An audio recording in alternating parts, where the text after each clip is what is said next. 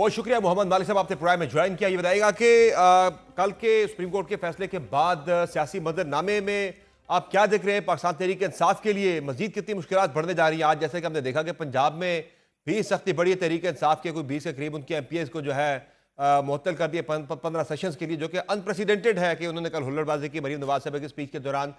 फिर KP के अंदर भी पाकिस्तान तहरीक इंसाफ को बहुत सारे खतरात लाक हो गए हैं अपनी हुकूमत को लेकर, और सेंटर में भी बाकी जमातें अब चूंकि वो आज़ाद हो गए हैं। तहरीक इंसाफ आज मुतालबा कर रही है कि हमारे बंदों को कम अज़ कम आज़ाद डिक्लेयर न करें, उन्हें सुन्नी इत्तेहाद कौंसिल का ही कम अज़ कम मान लिया जाए।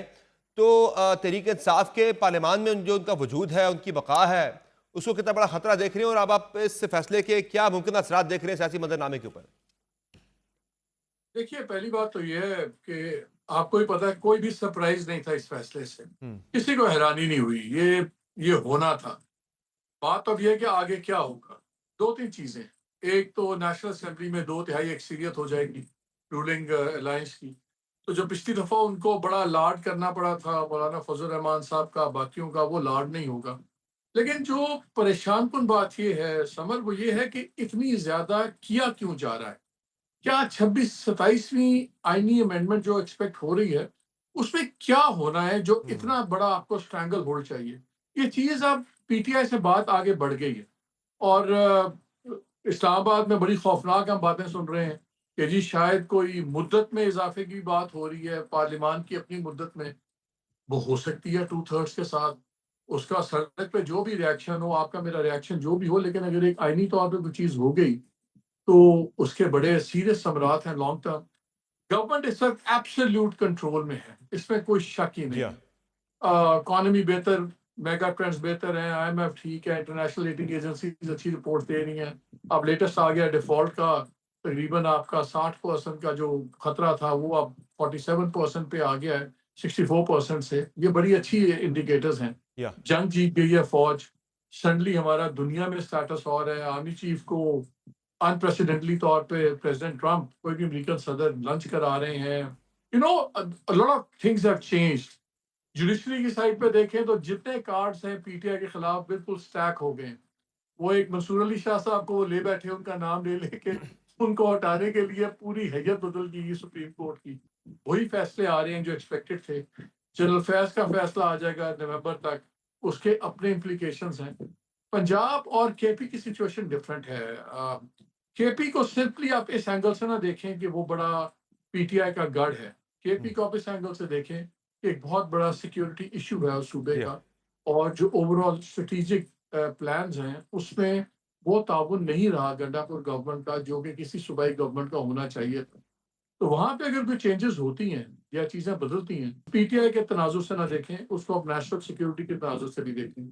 और अब तो ख्वाजा आसिफ साहब ने भी कह दिया है कि जी हाइब्रिड निज़ाम है जी हाँ। और ज़बरदस्त चल रहा है। टॉप वेस्टर्न डिप्लोमेट से जब इस्लामाबाद में मिलते हैं वो भी कहते हैं कि इससे बेहतर निज़ाम आपका हो नहीं सकता। मुझे सिर्फ फिक्र ये है कि जो इतना जोर लगा के ये 2/3 मेजोरिटी की गई है असेंबली में, मेरे लिए ये बड़ी परेशान कुन बात है। क्योंकि देखें, जब सही। थोड़ा बहुत चीज़ें होती हैं ना, तो गिव एंड टेक होता है। मौलाना फजल लेकिन रहमान ने, बिकॉज़ उनका वज़न था। अब तो उनकी ज़रूरत भी नहीं होगी।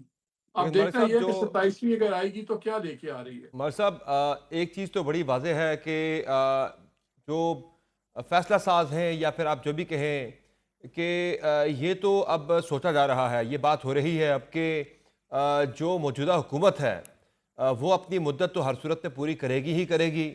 ऐसी कोई रुकावट नज़र नहीं आ रही है, बल्कि 2034 तक की कुछ बातें हो रही हैं इस्लामाबाद के अंदर में।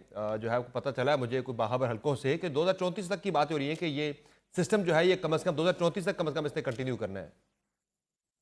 देखिए, सिस्टम का एक हिस्सा तो कंटिन्यू करेगा हम्म। और दूसरे का हमें नहीं पता करेगा कि नहीं नहीं, करेगा। इसमें दूसरे के बारे में 27वीं बात के मैं लिए मैं जो है वो ये शहबाज साहब की बात कर रहा हूँ कि इनके बारे में जो है वो बातें अब होने लग गई हैं कि 34 तक कंटिन्यू करेंगे ये एक। देखिए, दो चीजें बड़ी इंटरेस्टिंग हैं। पहली बात यह है कि जो अफादियत थी, क्या मुस्लिम लीग पीपल्स पार्टी की अफादियत अब बढ़ी है या कम हम्म। हुई है? मेरा ख्याल है जो पिछले 2-3 माह के वाकयात हुए हैं और जो चीजें डेवलप हुई हैं, इनकी अफादियत अब कम हो गई है। जो एक आपको फसाद चाहिए होता डेमोक्रेसी का, बड़े फैसले करने का, वो अब they have served there purpose. अब आगे इनकी बार्गेनिंग पोजीशन भी नहीं रही। PTI तो कानूनी तौर पे अपनी मुसीबतों में पड़ गई है। वहाँ तो मुलाकातें तक नहीं करवा सकती, कोर्स तो बाकी उनके लिए क्या होना है। बड़ी क्लियर बात है, कोई एस्टैब्लिशमेंट पे प्रेशर नहीं है इमरान खान साहब से बात करने का, जी हाँ। इसलिए वो दरवाज़ा भी बंद है। अगर उनकी गवर्नमेंट भी वहाँ चेंज हो जाती है, वो थोड़ा-सा लंबा प्रोसेस है, वो 1-2 माह का नहीं है, 6-8 माह का है। नहीं, लेकिन कल को मालिक साहब एक प्रोसेस शुरू तो हो चुका हुआ है। कल से जो हफ्ता शुरू हो रहा है, यहाँ से लेकर अगले जो 8 अगस्त तक जो 42 डेज बनते हैं, इन 42 दिनों के अंदर काफ़ी कुछ लगता है हो जाएगा मुल्क की सियासत के अंदर कि 9 मई के जो फैसले आने हैं, 8 अगस्त तक की डेडलाइन है कि उस तक आपने फैसले जो है वो हर सूरत में देने हैं। तो ज़ाहिर है उन केसेस के अंदर तो गंडापुर साहब का नाम भी है और अब वैसे भी वहाँ पे जो तहरीक इंसाफ के 93 अरकान हैं वो सारे इंडिपेंडेंट तकरीबन डिक्लेयर हो गए हैं। तो अपोजिशन भी केपी के अंदर पहुंच गई है, 52 के ऊपर अच्छा 73 का इसमें मैजिक नंबर है, समझ 21 का फर्क है समझ वहां पे। इसमें समझ का थोड़ा-सा टेक्निकल क्लैरिटी ले आएँ, जो वो फैसला सुप्रीम कोर्ट का था ना कि 4 माह के अंदर वाला, उस फैसले के अंदर सुप्रीम कोर्ट ने लिखा हुआ है इन दिस इंस्टेंट केस, हम्म, जिसको हमने सबने अखबारात में भी कह दिया कि जी तमाम फैसले होने हैं 4 माह में, ऐसे नहीं है। वो तो वैसे तो टेररिज्म कोर्ट ने 7 दिन में फैसले का जवाब देना होता है, वो तो हम्म, अपनी जगह पे फैसला करना होता है। लेकिन वो जो 4 माह वाली डेडलाइन है ना, जो सब पे हम अप्लाई कर रहे हैं, अगर आप वो फैसला पढ़ें तो फैसले में लिखा हुआ है in this instant case hmm, order हुआ हुआ है 4 माह के अंदर-अंदर। So but I agree with you, जो बाकी केसेज़ हैं बहुत स्लो चल रहे हैं। 9th मई वाले केसेज़, अब फैसलाबाद में परसों केस चल रहा था जी हाँ। और रात को 6:30-7 बजे तक ऐसा ही है केस कि चलता रात रहा। बिल्कुल। मैं वही कह रहा हूँ ना, ये सवाल ये उठता है कि जो सारा कुछ किया जा रहा है, ये किस लिए किया जा रहा है? अगर तो खाली एक होता है कि आपने पीटीआई को कितना ठोक दिया और कितना दबा दिया। पीटीआई तो इस वक़्त तितर-बितर हुई हुई है। पीटीआई के अंदर डिफरेंसेस खुल के आ गए हैं। अली अमीन गंडापुर साहब, अलीमा खान को डायरेक्ट हो गई हैं, वो तो डायरेक्ट हो गए हैं। और तो और बीच में बैरिस्टर साहब जैसे सेकंड टियर के लीडर्स, वो भी उसका उसका हिस्सा बन गए हैं। वो one part of the equation है और गवर्नमेंट को इस वक्त ये जो सारी चीजें अब हो रही हैं, ये सब पीटीआई को खत्म करने के लिए नहीं हो रही, बिकॉज वो तो पूरा एब्सोल्यूट कंट्रोल उनका है, पॉलिटिकली, जुडिशियली, एडमिनिस्ट्रेटिवली। ये जो अब 2/3 की मेजोरिटी आई है हम्म, और इजी मेजोरिटी अब कर दी गई है और दूसरे सूबों के अंदर भी और हाथ मजबूत किए गए हैं। ये देखना ही है कि 27वीं अमेंडमेंट का मैं सोच के परेशान हो रहा हूँ कि 27वीं अमेंडमेंट में आप क्या चाहते हैं कि अब आपने ऐसी सिचुएशन क्रिएट कर दी है कि किसी से भी बात ना करनी पड़े, किसी का भी नखरा ना उठाना पड़े और जो चाहे आप कर दें। क्योंकि देखिए केपी के अंदर गवर्नमेंट होना, चेंज होना इतना सिंपल नहीं है। जी हाँ। आपके पास ऑप्शन क्या है? क्या आप केपी में अगर गंडापुर साहब की गवर्नमेंट हटाते हैं तो क्या आप जेयूआई की गवर्नमेंट बनवाएंगे? तहरीक इंसाफ के जो जेयूआई इंडिपेंडेंट्स के, है उन्हीं में से गंडापुर साहब की जगह किसी और को आगे लाया जा मैं सकता वही है, जो कह कि रहा हूँ आपने ना, तो वो एजेके के अंदर एक वहां पे मॉडल भी देखा है, वहां तहरीक इंसाफ की गवर्नमेंट थी। तहरीक इंसाफ के कैंप से ही एक और बंदे को वज़ीर-ए-आज़म बना दिया गया नून लीग और पीपल्स पार्टी के वोटों से।